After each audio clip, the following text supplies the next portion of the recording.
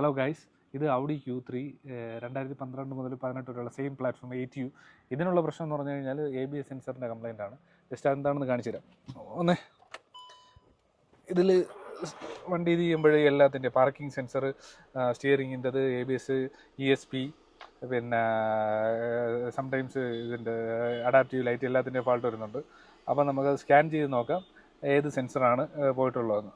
നമ്മളിപ്പോൾ ഇത് സ്കാൻ ചെയ്ത് നോക്കിയപ്പോൾ റൈറ്റ് ഫ്രണ്ടാണ് ABS സെൻസർ കംപ്ലൈൻറ്റ്. അപ്പോൾ നമുക്ക് അത് മാറ്റാം. അതിൻ്റെ പ്രൊസീജിയർ എങ്ങനെയാണെന്ന് നോക്കാം. ഈ ടൂൾ തന്നെ വേണമെന്നില്ല, നിങ്ങൾ 1000 രൂപ എടുത്തു കഴിഞ്ഞാൽ ആമസോണിൽ അതിൻ്റെ OBD ടൂൾ ഇട്ട് മൊബൈലിൽ കണക്ട് ചെയ്ത് കഴിഞ്ഞാൽ ചെക്ക് ചെയ്യാവുന്നതേ ഉള്ളൂ. ഓക്കെ, അടുത്തതായിട്ട് എൻ്റെ വീൽ ബോൾട്ട് എല്ലാം ലൂസ് ചെയ്യുകയാണ്. മേലത്തെല്ലാം ലൂസ് ചെയ്താടാ?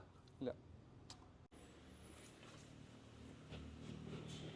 ഇവിടെയാണ് നമുക്ക് അതിൻ്റെ ABS സെൻസർ വരുന്നത്. അലങ്കി ബോൾട്ടാണ്.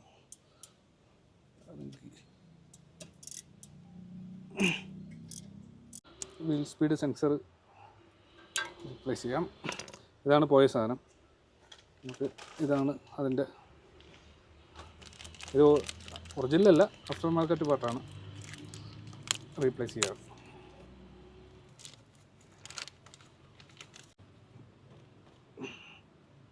സെയിം തന്നെ 856.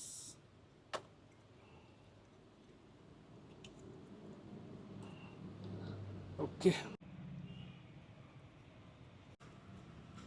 വീല് തിരിച്ച് റിട്ടേൺ ഇടുകയാണ്.